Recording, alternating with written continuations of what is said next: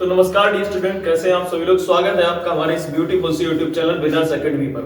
जैसा कि हमने आप सभी से वादा किया था कि आज के दिन हम आप लोगों को लाइव आकर के आपके बायोलॉजी के जो मोस्ट एक्सपेक्टेड क्वेश्चंस हैं बोर्ड परीक्षा में आपके 12th के, तो वो सभी क्वेश्चंस हम जो है कराने वाले हैं। लेकिन कुछ टेक्निकल इशू आने की वजह से जो हमारी लाइव क्लास थी वो कैंसिल हो चुकी है। इसी वजह से इस वीडियो को हम रिकॉर्डेड फॉर्म में आपके पास भेज देंगे। तो हमने जैसा कि कहा था आपके पास पहला जो क्वेश्चन था वो हमने रखा था कि दोहरा निषेचन या द्विनिषेचन किसे कहते हैं। क्वेश्चन क्या था फर्स्ट, दोहरा निषेचन या द्विनिषेचन किसे कहते हैं। दोहरा निषेचन या द्विनिषेचन किसे कहते हैं, किसे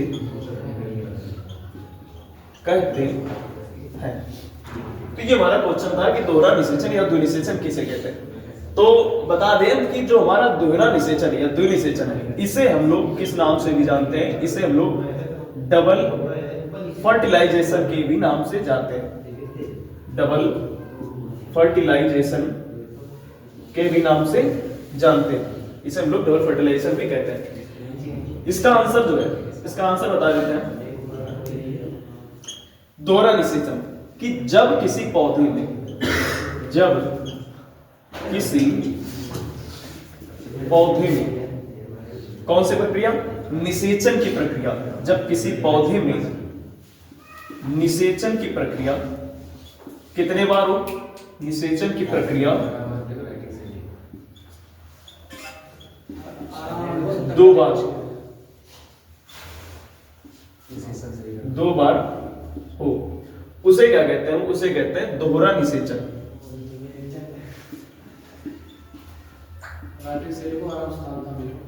उसे दोहरा निषेचन कहते हैं। ये होती है हमारी दोहरा निषेचन की बात। और इसमें होता क्या है, इसमें जैसा कि हम आपको बता दें, एक परागकण होता है। जब एक परागकण, पहले क्या होता है, परागकण हमारा लघु बीजाणु होता है, और लघु बीजाणु जब परिपक्व होता है तो किसका निर्माण करता है, परागकण का निर्माण होता है। वैसे ही लघु बीजाणु कहां पर होती है, लघु बीजाणु होती है हमारी परागधानी में। और जब परागधानी परिपक्व होती है, यानी मैच्योर होती है, यानी कि बड़ी होती है, तो किसका निर्माण करती है, वो हमारी करती है परागकोश का निर्माण। तो ये परागकण जो होता है, इससे एक फिर जर्मिनेट करती है जब ये हमारी स्टिग्मा पर जाती है। स्टिग्मा यानी कि मादा की वर्तिकाग्र पर जाती है। ये क्या होती है, हमारी वर्तिकाग्र, जैसा हमने बताया था आपको। ये क्या होती है, ये होती है वर्तिकाग्र। ये हमारी होती क्या, वर्तिका। और ये क्या होता है, ये हमारा अंडाशय। और ये क्या है, बीजांड। अंडाशय के अंदर ये क्या पाया जाता है, इसे कहते हैं हमारा बीजांड। ठीक है, ये सब बीजांड। जब कोई परागकण किसी मादा की वर्तिकाग्र पर आता है, इसे क्या कहते हैं, इसे कहते हैं परागकण। जब कोई परागकण किसी मादा की वर्तिकाग्र पर आता है तो ये क्या करता है, ये पराग नलिका जो है, ये अपने अंदर से पराग नलिका जर्मिनेट करता है।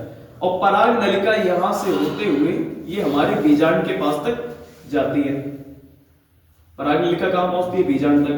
इसके साथ में ही इसमें दो नरयुग्मक पाए जाते हैं। नरयुग्मक कितने होते हैं, दो, जो कि यहां पर जब हम नरयुग्मक पहुंचाएंगे, अब देखिए इसको हम जूम करके, जो इसका अंदर का भाग है, ये अंडाशय, ये बीजांड। अब बीजांड के हम अंदर के भाग को थोड़ा बड़ा बना करके दिखा रहे हैं, तो बीजांड कैसा दिखेगा, ये वाली जो संरचना है। तो इसे देखिए अगर हम बनाए तो इसमें कुछ कोशिकाएं मिलती हैं, इसमें क्या मिलती है, कुछ कोशिकाएं, जो कि 3 कोशिकाएं हमारी नीचे होती हैं। 3 कोशिकाएं कहां पाई जाती हैं, नीचे।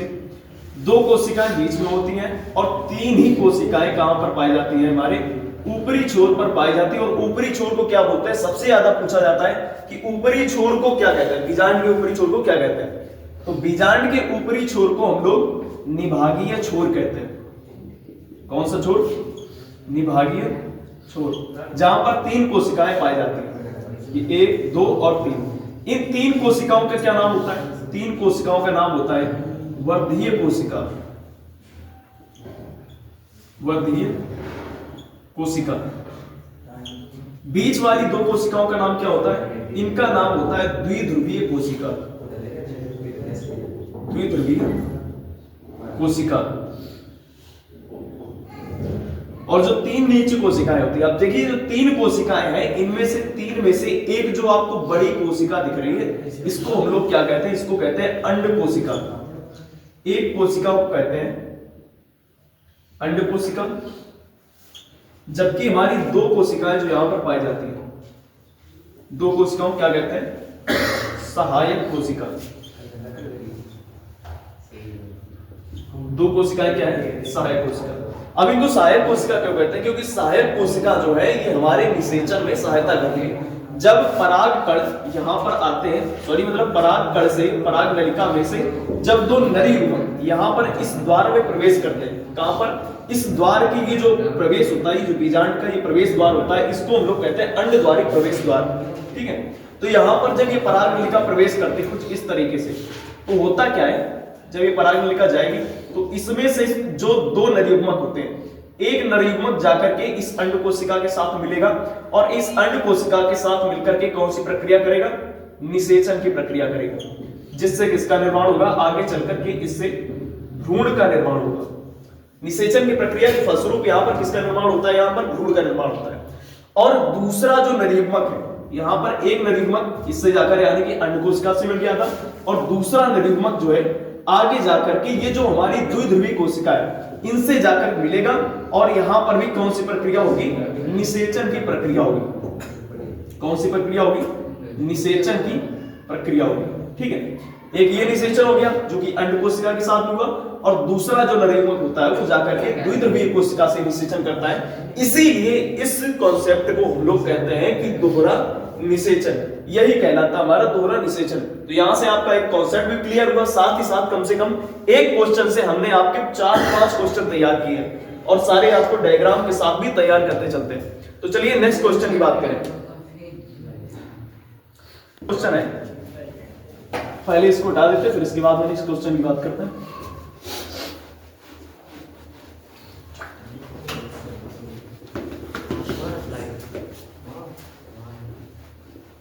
तब तक आप सभी लोग भी मॉडल पेपर अपने सामने रखिए और इन क्वेश्चंस को साथ ही साथ पढ़ते चलिए और रिवीजन करते रहिए।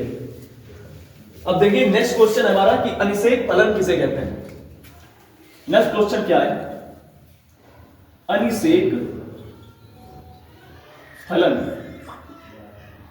अनिषेक फलन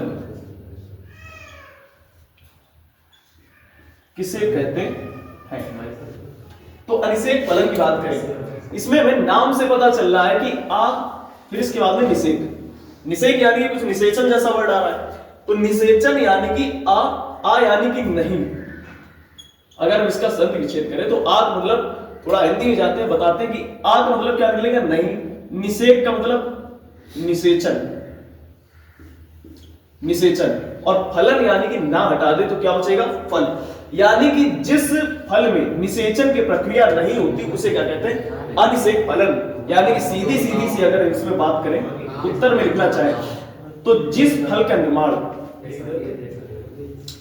जिस फल का निर्माण, फल का निर्माण विदाउट फर्टिलाइजेशन यानी कि बिना निषेचन के होता है। इसके द्वारा बिना निषेचन की प्रक्रिया के हो जाता है, बिना निषेचन की प्रक्रिया के हो जाता है, उसी को हम लोग क्या कहते हैं? अनिषेक फलन कहते हैं। अनिषेक फलन कहते हैं। ठीक है, और एक होता अनिषेक जनन। अनिषेक फलन अलग है, अनिषेक जनन अलग है।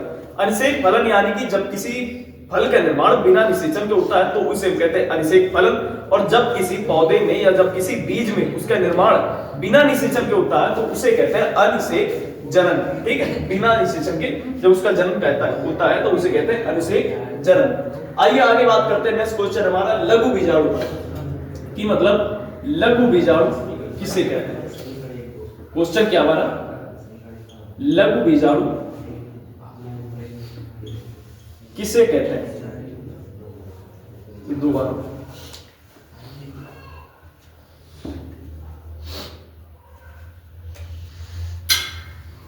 लघु बीजाणु किसे कहते हैं?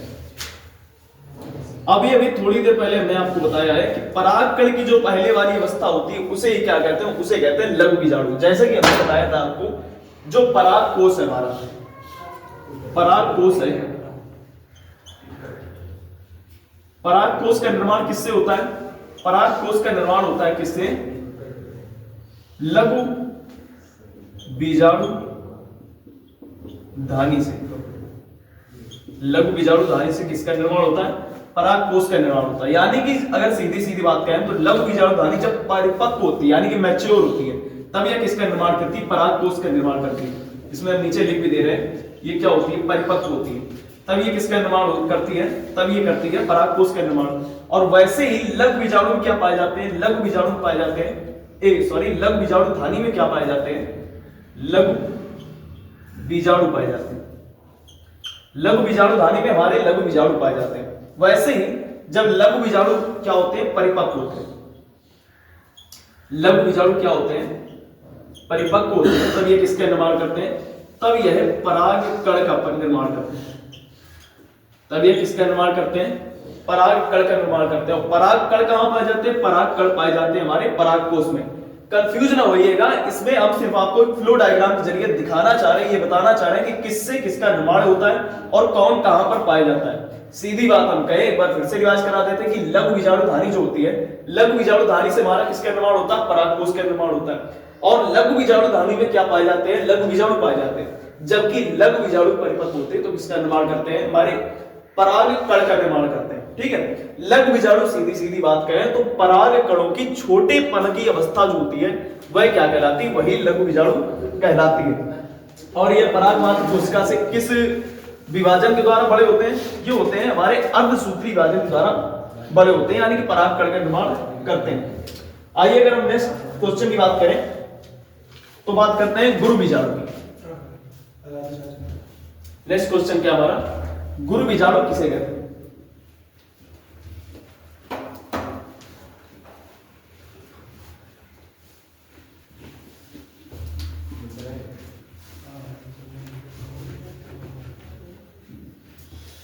क्वेश्चन क्या हमारा? गुरु बीजाणु जन्म किसे कहते हैं? गुरु बीजाणु जन्म किसे कहते हैं? किसे कहते हैं? गुरु बीजाणु जन्म किसे कहते हैं? तो गुरु बीजाणु जन्म की बात करें, गुरु बीजाणु, पहले देखो इसमें शब्द क्या निकल रहा है? पहला निकल रहा गुरु बीजाणु और दूसरा क्या निकल रहा? जन्म। यानी कि गुरु बीजाणु लोग किसे कहते हैं? जो हमारे मादा युग्मकोद्भिद होते हैं, यानी कि जो जैसे कि हमारे नर युग्म क्या होते हैं? नर युग्मक होते हैं हमारे परागकण, वैसे ही मादा युग्मक क्या होते हैं? हमारे होते हैं गुरु बीजाणु। तो वैसे ही सीधी बात करें कि गुरु बीजाणु जन्म किसे कहते हैं, यानी कि गुरु बीजाणु का जन्म कैसे होता है। तो सीधी सीधी बात करें हम कि आवृत बीजी पौधों में, कौन से पौधे? आवृत बीजी पौधों में, आवृत बीजी पौधों में किसके निर्माण की प्रक्रिया? मादा युग्मकोद्भिद, मादा युग्मकोद्भिद के, मादा युग्मकोद्भिद के निर्माण की प्रक्रिया क्या कहलाती है? गुरु बीजाणु जन्म कहलाती है। गुरु बीजाणु जन्म कहलाती है। मादा युग्मकोद्भिद के निर्माण की प्रक्रिया क्या कहलाती है? गुरु बीजाणु जन्म कहलाती है। अब देखिए गुरु बीजाणु जन्म कैसे होता है, ये तो आपका सीधा सीधा रहा आंसर। आप लोग अगर हमारे जो बोर्ड परीक्षा है उसमें अगर इतना बड़ा क्वेश्चन आते हैं तो आप ये इतना लिख देते तो आपको पूरा नंबर मिलेगा, लेकिन आपको सीधी सीधी वही बात है कि कॉन्सेप्ट भी पता होना जरूरी है। देखिए जैसे बात करें, एक होती है हमारी गुरु बीजाणु मात्र कोशिका, इसका निर्माण कैसे होता है वो बताने जा रहे हैं। एक क्या होती है हमारी गुरु बीजाणु मात्र कोशिका, गुरु बीजाणु मात्र कोशिका। जहां भी एक बात नोट करके रख लो बिल्कुल कि जहां भी आपको अगर मात्र कोशिका दिखे, चाहे वो परागकण मात्र कोशिका हो, चाहे वो गुरु बीजाणु मात्र कोशिका हो, वहां वो कोशिका कैसी होगी, वो होगी द्विगुणित। वहां वो कैसी होगी, द्विगुणित कोशिका होगी, यानी कि 2n होगी, उसका नंबर 2n होगा। और उसी से आगे चल के किसका, अगर परागकण मात्र कोशिका है तो उससे आगे चल करके परागकणों का निर्माण होगा, और अगर गुरु बीजाणु मात्र कोशिका है तो उससे किसका निर्माण होगा, गुरु बीजाणु का निर्माण होगा। गुरु बीजाणु हमारे क्या होते हैं, मादा युग्मकोद्भिद होते हैं। अब देखिए गुरु बीजाणु मात्र कोशिका, अगर इसको फ्लो डायग्राम के हिसाब से दिखाएं कैसे होगी। मान लो ये कोशिका है, ये कैसी है, ये 2n है यानी कि द्विगुणित। अब ये आगे चल करके, अब ये आगे चल करके हमारे अर्धसूत्री विभाजन के फलस्वरूप, कौन सी विभाजन, अर्धसूत्री विभाजन के फलस्वरूप कितने गुरु बीजाणुओं का निर्माण करेगी, ये हमारे 4 गुरु बीजाणुओं का निर्माण करेंगे, जिसमें से हमारा एक गुरु बीजाणु जो होगा, किसी को भी मान लो कोई भी एक गुरु बीजाणु हो सकता है, ये कहना मुश्किल है कि कौन सा गुरु बीजाणु होगा, लेकिन जो बताया जाएगा केवल वही हो जाएगा। तो एक गुरु बीजाणु मान लो कि ये फंक्शनल है, फंक्शनल यानी कि सक्रिय है, कैसा है, सक्रिय है यानी कि क्रियात्मक है। तो जो सक्रिय होता है वही आगे चलकर के किसका बनाता है, वही आगे जाकर के सरवाइव करता है, सरवाइव यानी कि जिंदा रहता है, और बाकी के जो बचे हुए 3 होते हैं वो क्या होते हैं, वो खत्म हो जाते हैं। ठीक है, यानी कि जो हमारा गुरु बीजाणु मात्र कोशिका है उसमें जब अर्धसूत्री विभाजन होता है तो अर्धसूत्री विभाजन के फलस्वरूप कितनी कोशिकाएं बनती हैं, अर्धसूत्री विभाजन के फलस्वरूप 4 कोशिकाएं बनती हैं, जिसमें से एक सक्रिय रहती है यानी कि एक क्रियाशील रहती है, बाकी की 3 क्या कर जाती हैं, डीजनरेट कर जाती है यानी कि खत्म हो जाती है। और यही गुरु बीजाणु मात्र कोशिका से आगे चलकर के किसका निर्माण करती है, यही निर्माण करती है, गुरु बीजाणु का निर्माण करती है। ठीक है, यही किसका निर्माण करती है, ये किसका निर्माण करती है, ये करती है गुरु बीजाणु का निर्माण। तो ये जो प्रक्रिया है यानी कि एक गुरु बीजाणु मात्र कोशिका से एक गुरु बीजाणु का निर्माण, ये कहलाती है हमारी गुरु बीजाणु जनन। और ये हमारा क्या है, ये हमारी गुरु बीजाणु मात्र कोशिका है और ये हमारा गुरु बीजाणु। इतना कॉन्सेप्ट आपको समझ आया? अगर आप लोग नोट करना चाहें तो सीधा सीधा स्क्रीनशॉट ले सकते हैं।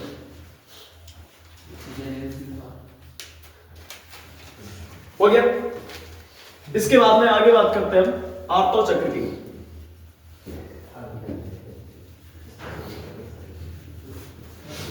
क्वेश्चन आया मोस्ट इंपोर्टेंट, कई बार पूछा गया और लगभग हर साल दर साल ये क्वेश्चन पूछा ही जाता है कि आर्तो चक्र किसे कहते हैं।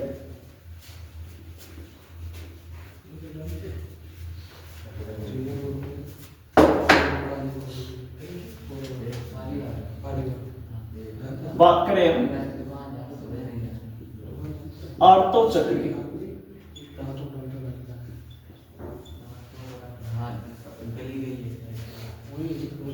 आर्तो चक्र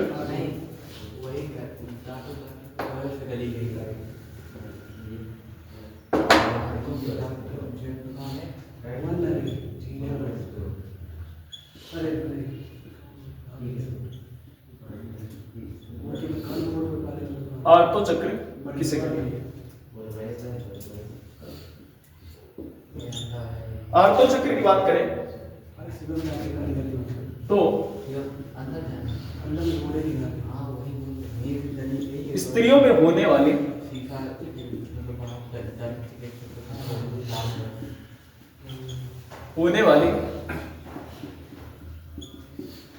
मासिक धर्म जिसके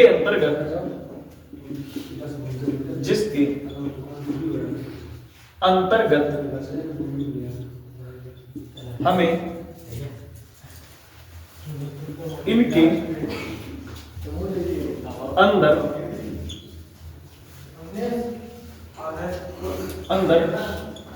कई सारे हार्मोनल यानी कि जो हार्मोन के बदलाव आते हैं उन्हें कहते हैं हार्मोनल। कई सारे हार्मोनल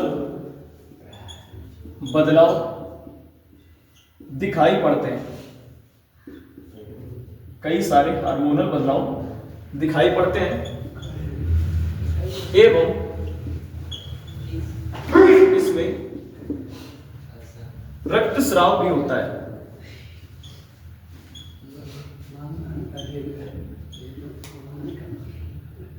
रक्तस्राव भी होता है। इसे हम लोग क्या कहते हैं, इसे ही आर्तो चक्र कहते हैं। इसे आर्तो चक्र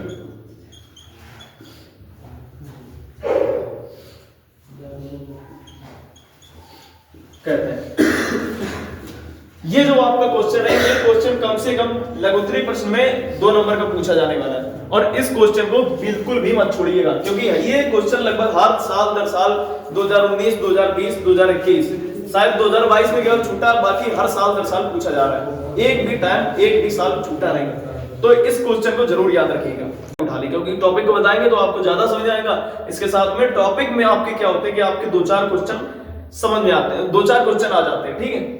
तो हमने यहाँ पे 4 टॉपिक लिख रखे हैं। पहला क्या हमारा शुक्रजन्म, तो शॉर्ट में बताएंगे, ज्यादा डिटेल में नहीं जाने वाले, क्योंकि इस टॉपिक को हम आपको बता रहे हैं और आपको रिवाइज क्या करना है, आपको मॉडल से अपने रिवाइज करना है। आपके मॉडल से, आपके नोट्स जो हमने बनवाए हैं, लॉन्ग नोट्स, शॉर्ट नोट्स, उससे ही रिवाइज करना। तो शुक्रजन्म की बात करें तो शुक्रजन्म किसे कहते हैं?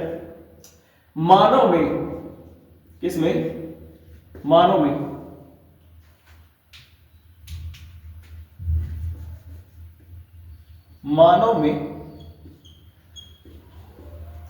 शुक्राणु निर्माण की प्रक्रिया को, मानव में शुक्राणु निर्माण की प्रक्रिया को क्या कहते हैं? शुक्र जनन कहते हैं। क्या कहते हैं? शुक्र जनन कहते हैं। मानव में शुक्राणु निर्माण की प्रक्रिया को शुक्र जनन कहते हैं। ये तो हमारे हो गया शुक्र जनन की बात। लेकिन अगर हम बात करें कि शुक्र जनन का निर्माण कहां होता है, शुक्र जनन को मतलब जब शुक्र जनन होता है तो उस समय इनका पालन पोषण कौन करता है? 2 चीजें बहुत ज्यादा इंपॉर्टेंट है कि शुक्राणु का निर्माण कहां पर होता है। तो शुक्राणु का निर्माण अगर हम बता दें तो ये हमारे अंडकोश में होता है। अंडकोश यानी कि मतलब वृषण कोश में होता है। शुक्राणु का निर्माण कहां होता है? हमारे वृषण में होता है। सीधा सीधा अगर हम बोल दें कि वृषण में होता है, वृषण में होता है क्या निर्माण? शुक्राणु निर्माण कहां होता है? हमारे वृषण में होता है। और अगर हम बात करें कि शुक्राणु को पोषण कौन प्रदान करता है? क्या? पोषण। जल्दी जल्दी से बताओ कि शुक्राणु को पोषण कौन प्रदान करता है? तो शुक्राणु को पोषण प्रदान करने वाली हमारी कोशिका कौन सी होती है? वो हमारी होती है सर्टोली कोशिका। कौन सी कोशिका? सबसे ज्यादा ये क्वेश्चन पूछा जाता है कि शुक्राणु को पोषण प्रदान करने वाली कौन सी कोशिका होती है, तो वो हमारी होती है सर्टोली कोशिका। सर्टोली कोशिका हमारे शुक्राणु को पोषण प्रदान करने का काम करती है, ठीक है। आगे अगर हम बात करें, अंड जनन की, तो सीधी सीधी बात है, जैसे कि मानव में शुक्राणु निर्माण की प्रक्रिया क्या कहलाती है? शुक्रजन्म कहलाती है। और शुक्राणु का निर्माण कहां होता है? शुक्राणु का निर्माण होता है हमारे नर में, और इसे हम क्या कहते हैं? इस शुक्राणु को हम लोग नर युग्मक भी कहते हैं। ये बात याद रखना, काफी लोगों को कंफ्यूजन हो जाता है, ठीक है। तो अंड जनन किसे कहते हैं? अंडाणुओं के निर्माण को। किसमें? मादा में अंडाणुओं को, मादा में अंडाणुओं के निर्माण की, मादा में अंडाणुओं के निर्माण की प्रक्रिया को क्या कहते हैं? अंड जनन कहते हैं, ठीक है। मादा में अंडाणुओं के निर्माण की प्रक्रिया को अंड जनन कहते हैं। और अंड जनन में हमारी 3 प्रवस्थाएं भी आती हैं। जब अंड जनन होता है तो हमारी 3 प्रवस्थाएं आती हैं। पहली होती है गुणन प्रवस्था, दूसरी होती है वृद्धि प्रवस्था, दूसरी कौन सी होती है? वृद्धि प्रवस्था, और तीसरी हमारी होती है परिपक्वन प्रवस्था। तीसरी कौन सी होती है? परिपक्वन प्रवस्था, ठीक है। ये 3 प्रवस्थाएं आती है, मोस्ट इंपॉर्टेंट है, इनको याद रखिएगा, ठीक है। मादा में अंडाणुओं के निर्माण की प्रक्रिया क्या कहते हैं? अंडजन कहते हैं। उसके अंतर्गत 3 प्रवस्थाएं आती हैं। अगर हम बात करें आगे चलकर के यौन संबंधी रोग, तो यौन संबंधी रोग किसे कहते हैं? सीधी सीधी बात पता चल रही कि जो रोग, कौन से रोग? जो रोग मनुष्य में एक से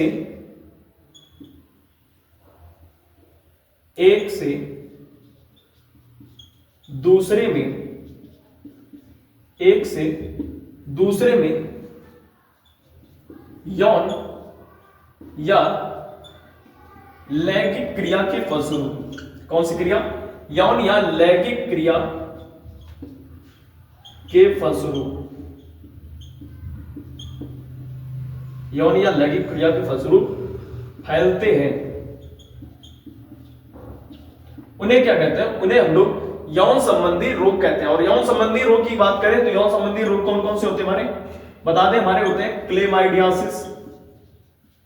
कौन कौन से होते हैं? क्लेमाइडियासिस,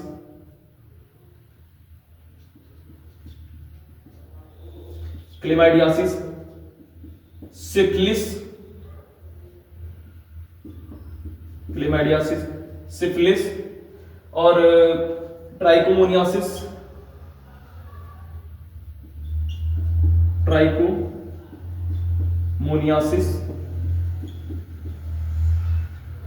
ठीक है। और भी एक दो है जैसे कि एचपीवी। एचपीवी का फुल फॉर्म क्या होता है? Human papilloma virus. लिख देते हैं हम लोग, इसका फुल फॉर्म क्या होता है? Human papilloma virus. Human papilloma virus, virus यानी कि वायरस को हम लोग हिंदी में क्या बोलते हैं? विषाणु। ठीक है, तो ये आपके 3 क्वेश्चन, 3 जो टॉपिक है ये तैयार हो चुके हैं। आगे हम बात करते हैं कि परिवार नियोजन की। परिवार नियोजन क्या कहते हैं? देखिए, परिवार नियोजन क्या है? अपने बच्चों की संख्या को सीमित रखना, अपने जो भरण पोषण है, अपने परिवार का अच्छे तरीके से पालन पोषण करना, अपने परिवार को उतना संतुलित रखना कि जिसमें आपकी आजीविका है उसमें कोई भी हस्तक्षेप ना हो पाए, मतलब कोई भी दिक्कत ना आ पाए, कोई भी परेशानी ना आए, उसे ही हम लोग क्या कहते हैं? उसे ही परिवार नियोजन का नाम देते हैं। जैसे कि सीधे उसमें आप कुछ भी लिख सकते हैं परिवार नियोजन के बारे में। जैसे कि मान लो हमने लिख दिया कि ऐसी अवस्था, परिवार नियोजन के बारे में लिखें तो सीधे सीधे चलो हम सीधा सीधा लिख देते। परिवार नियोजन वह है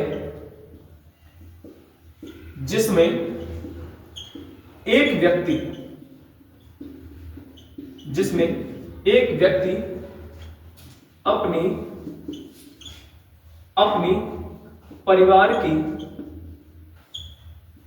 अपनी परिवार की संख्या को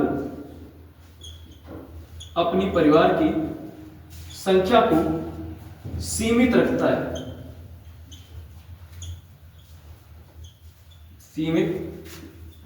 है जिससे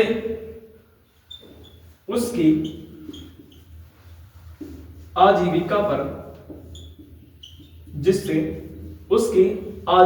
पर कोई विशेष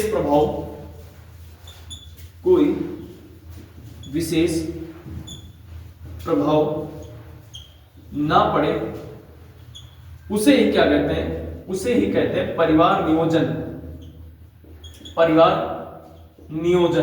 ठीक है, उसे हम लोग क्या कहते हैं? परिवार नियोजन कहते हैं। और परिवार नियोजन की सर्वप्रथम शुरुआत कब हुई थी? परिवार नियोजन की सर्वप्रथम शुरुआत 1952, किस समय हुई? सन 1952 में भारत से हुई। कहां से? भारत से हुई। और परिवार नियोजन की कुछ विधियां भी हमारे सामने आती हैं। परिवार नियोजन की कुछ विधियां भी सामने आती हैं। कुछ प्राकृतिक विधियां होती हैं, कुछ हमारी मतलब नेचुरल विधियां, प्राकृतिक विधियां, कुछ हमारी मतलब हमारे ही द्वारा बनाई गई विधियां होती हैं। ऐसी कई सारी विधियां होती हैं जिनमें हम सब लोग इसमें सहयोग करते हैं। कुछ विधियां जैसे हम इनके नाम लिखें कि पहली होती हमारी गर्भ निरोधक विधियां। दूसरी क्या होती है? दूसरी हमारी गोलियां। तीसरी क्या है? तीसरा है प्रत्यारोपण। और चौथा आप कुछ भी लिख सकते हैं जैसे कि अंतःगर्भाशयी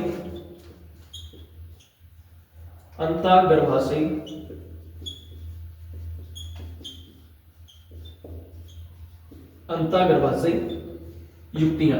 अंतःगर्भाशय के अगर बारे में लिए तो इसकी हम अगर शॉर्ट फॉर्म लिखना चाहें तो IUD। IUD का मतलब होता है इंट्रा यूट्राइन डिवाइस, इन्हें हम कहते हैं अंतःगर्भाशयी युक्तियां। तो ये आपके जो 3-4 टॉपिक हमने बताए थे वो आपके पूरे हो चुके हैं। आगे भी अभी हमने क्वेश्चन खत्म नहीं किए। ये अभी ये मान लो कि अभी हमारे मात्र केवल 10% क्वेश्चन हुए, अभी आगे कई सारे क्वेश्चन आने बाकी है। हम अभी ज्यादा नहीं पढ़ पाए, केवल 2 ही चैप्टर तक पढ़ पाए और 2 ही चैप्टर में थोड़ा बहुत ही बता पाए। आगे आपके कई सारे इंपॉर्टेंट क्वेश्चन आने वाले डायग्राम के बेस पर और मतलब विदाउट डायग्राम के बेस पर। तो आशा करते हैं आप सभी लोगों को वीडियो अच्छा लगा होगा तो वीडियो को लाइक करें, सब्सक्राइब करो, ज्यादा से ज्यादा शेयर करें। थैंक यू, धन्यवाद, गुड बाय।